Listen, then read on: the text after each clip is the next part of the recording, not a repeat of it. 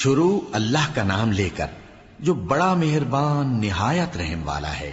الف لام را، یہ وہ کتاب ہے جس کی آیتیں جچی تلی ہیں۔ پھر یہ کہ اللہ حکیم و خبیر نازل کرنے والے کی طرف سے بتفصیل بیان کی گئی ہیں۔ اس کا پیغام یہ ہے کہ اللہ کے سوا کسی کی عبادت نہ کرو، اور میں اس کی طرف سے تم کو ڈر سنانے والا اور خوشخبری دینے والا ہوں۔ اور یہ کہ اپنے پروردگار سے بخشش مانگو اور اس کے آگے توبہ کرو، وہ تم کو ایک وقت مقرر تک متاع نیک سے بہرہ مند کرے گا اور ہر لائق فضیلت کو اس کی فضیلت دے گا۔ اور اگر روگردانی کرو گے تو مجھے تمہارے بارے میں قیامت کے بڑے دن کے عذاب کا ڈر ہے۔ تم سب کو اللہ کی طرف لوٹ کر جانا ہے اور وہ ہر چیز پر قادر ہے۔ دیکھو، یہ اپنے سینوں کو دوہرا کرتے ہیں تاکہ اللہ سے چھپ جائیں۔ سن رکھو، جس وقت یہ اپنے کپڑوں میں لپٹ رہے ہوتے ہیں تب بھی وہ ان کی چھپی اور کھلی باتوں کو جانتا ہے۔ وہ تو دلوں کی باتوں تک سے آگاہ ہے، اور زمین پر کوئی چلنے پھرنے والا نہیں مگر اس کا رزق اللہ کے ذمے ہے۔ وہ اس کے رہنے کی جگہ کو بھی جانتا ہے اور جہاں سونپا جاتا ہے اسے بھی۔ یہ سب کچھ کتاب روشن میں لکھا ہوا ہے، اور وہی تو ہے جس نے آسمانوں اور زمین کو 6 دن میں بنایا، اور اس وقت اس کا عرش پانی پر تھا۔ تمہارے پیدا کرنے سے مقصود یہ ہے کہ وہ تم کو آزمائے کہ تم میں عمل کے لحاظ سے کون بہتر ہے۔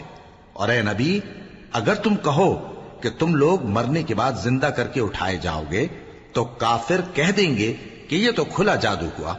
اور اگر ایک مدت معین تک ہم ان سے عذاب روک دیں تو کہیں گے کہ کون سی چیز عذاب کو روکے ہوئے ہے۔ دیکھو، جس روز وہ ان پر واقع ہوگا پھر ٹلنے کا نہیں، اور جس چیز کا یہ مذاق اڑاتے ہیں وہ ان کو گھیر لے گی۔ اور اگر ہم انسان کو اپنے پاس سے نعمت بخشیں پھر اس سے اس کو چھین لے تو نا امید اور ناشکرا ہو جاتا ہے۔ اور اگر تکلیف پہنچنے کے بعد آسائش کا مزہ چکھائیں تو خوش ہو کر کہتا ہے کہ سب سختیاں مجھ سے دور ہو گئیں۔ بے شک وہ ہے ہی خوشی میں مست ہو جانے والا، بڑا فخر جتانے والا۔ ہاں، جنہوں نے صبر کیا اور عمل نیک کیے، یہی ہیں جن کے لیے بخشش اور اجر عظیم ہے۔ تو شاید تم کچھ چیز وہی میں سے جو تمہارے پاس آتی ہے چھوڑ دو، اور اس خیال سے تمہارا دل تنگ ہو کہ کافر یہ کہنے لگیں کہ اس پر کوئی خزانہ کیوں نہیں نازل ہوا، یا اس کے ساتھ کوئی فرشتہ کیوں نہیں آیا۔ اے نبی، تم تو صرف نصیحت کرنے والے ہو، اور اللہ ہر چیز کا نگہبان ہے۔ کیا یہ لوگ کہتے ہیں کہ اس نے قرآن از خود بنا لیا ہے؟ کہہ دو کہ اگر سچے ہو تو تم بھی ایسی 10 صورتیں بنا لاؤ، اور اللہ کے سوا جس جس کو بلا سکتے ہو بلا بھی لو۔ پس اگر وہ تمہاری بات قبول نہ کریں تو جان لو کہ یہ قرآن اللہ کے علم سے اترا ہے، اور یہ کہ اس کے سوا کوئی معبود نہیں۔ تو کیا تم لوگ اسلام لاتے ہو؟ جو لوگ دنیا کی زندگی اور اس کی زیب و زینت کے طالب ہوں، ہم ان کے اعمال کا بدلہ انہیں دنیا ہی میں دے دیتے ہیں، اور اس میں ان کی حق تلفی نہیں کی جاتی۔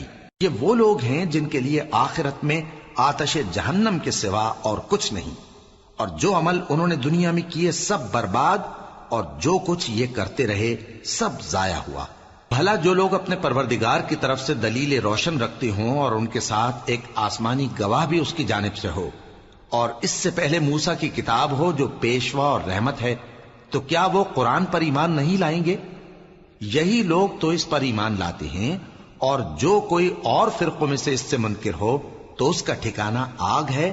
تو تم اس قرآن سے شک میں نہ ہونا، یہ تمہارے پروردگار کی طرف سے حق ہے، لیکن اکثر لوگ ایمان نہیں لاتے۔ اور اس سے بڑھ کر ظالم کون ہوگا جو اللہ پر جھوٹ باندھے؟ ایسے لوگ اپنے رب کے سامنے پیش کیے جائیں گے اور گواہ کہیں گے کہ یہی لوگ ہیں جنہوں نے اپنے پروردگار پر جھوٹ بولا تھا۔ سن رکھو کہ ظالموں پر اللہ کی لعنت ہے، جو اللہ کے رستے سے روکتے اور اس میں کجی چاہتی ہیں، اور وہ آخرت کا بھی انکار کرتے ہیں۔ یہ لوگ زمین میں کہیں چھپ کر اللہ کو ہرا نہیں سکتے، اور نہ اللہ کے سوا کوئی ان کا حمایتی ہے۔ اے پیغمبر، ان کو دگنا عذاب دیا جائے گا، کیونکہ یہ شدت کفر سے تمہاری بات نہیں سن سکتے تھے اور نہ تم کو دیکھ سکتے تھے۔ یہی ہیں جنہوں نے اپنے آپ کو خسارے میں ڈالا، اور جو کچھ یہ افترا کیا کرتے تھے ان سے جاتا رہا۔ بلا شبہ یہ لوگ آخرت میں سب سے زیادہ نقصان پانے والے ہیں۔ جو لوگ ایمان لائے اور عمل نیک کیے اور اپنے پروردگار کے آگے عاجزی کی، یہی صاحب جنت ہیں، ہمیشہ اس میں رہیں گے۔ دونوں فریقوں یعنی کافر و مومن کی مثال ایسی ہے جیسے ایک اندھا بہرا ہو اور ایک دیکھتا سنتا۔ بھلا دونوں کا حال یکساں ہو سکتا ہے؟ پھر تم سوچتے کیوں نہیں؟ اور ہم نے نوح کو ان کی قوم کی طرف بھیجا تو انہوں نے ان سے کہا کہ میں تم کو کھول کھول کر ڈر سنانے اور یہ پیغام پہنچانے آیا ہوں کہ اللہ کے سوا کسی کی عبادت نہ کرو، مجھے تمہاری نسبت دردناک عذاب کا خوف ہے۔ تو ان کی قوم کے سردار جو کافر تھے کہنے لگے کہ ہم تم کو اپنے ہی جیسا ایک آدمی دیکھتے ہیں اور یہ بھی دیکھتے ہیں کہ تمہارے پیرو وہی لوگ ہوئے ہیں جو ہم میں ادنا درجے کے ہیں، اور وہ بھی سطحی رائے سے، اور ہم تم میں اپنے اوپر کسی طرح کی فضیلت نہیں دیکھتے بلکہ تمہیں جھوٹا خیال کرتے ہیں۔ فرمایا کہ اے قوم دیکھو تو اگر میں اپنے پروردگار کی طرف سے دلیل روشن رکھتا ہوں اور اس نے مجھے اپنے ہاں سے رحمت بخشی ہو جس کی حقیقت تم سے پوشیدہ ہو گئی ہے، تو کیا ہم اس کے لیے تمہیں مجبور کر سکتے ہیں جبکہ تم اس سے ناخوش ہو؟ اور اے قوم میں اس نصیحت کے بدلے تم سے مال و زر کا مطالبہ تو نہیں کرتا، میرا صلہ تو اللہ کے ذمے ہے، اور جو لوگ ایمان لائے ہیں میں ان کو نکالنے والا بھی نہیں ہوں، وہ تو اپنے پروردگار سے ملنے والے ہیں، لیکن میں دیکھتا ہوں کہ تم لوگ نادانی کر رہے ہو۔ اے میری قوم اگر میں ان کو نکال دوں تو اللہ کی گرفت سے بچانے کے لیے کون میری مدد کر سکتا ہے؟ بھلا تم غور کیوں نہیں کرتے؟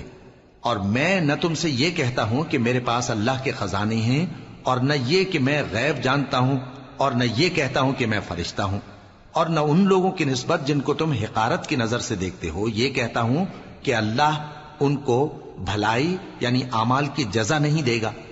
جو ان کے دلوں میں ہے اسے اللہ خوب جانتا ہے، اگر میں ایسا کہوں تو بے انصافوں میں ہو جاؤں۔ انہوں نے کہا کہ نوح تم نے ہم سے جھگڑا تو کیا اور جھگڑا بھی بہت کیا، اب اگر تم سچے ہو تو جس چیز سے ہمیں ڈراتے ہو وہ ہم پر لا نازل کرو۔ نوح نے کہا کہ اس عذاب کو تو اللہ ہی چاہے گا تو نازل کرے گا، اور تم اللہ کو کسی طرح ہرا نہیں سکتے، اور اگر میں یہ چاہوں کہ تمہاری خیر خواہی کروں اور اللہ یہ چاہے کہ تمہیں گمراہ رہنے دے تو میری خیر خواہی تم کو کچھ فائدہ نہیں دے سکتی، وہی تمہارا پروردگار ہے اور تمہیں اسی کی طرف لوٹ کر جانا ہے۔ کیا یہ لوگ کہتے ہیں کہ اس پیغمبر نے قرآن اپنے دل سے بنا لیا ہے؟ کہہ دو کہ اگر میں نے دل سے بنا لیا ہے تو میرے گناہ کا وبال مجھ پر، اور جو گناہ تم کرتے ہو اس سے میں بری الذمہ ہوں۔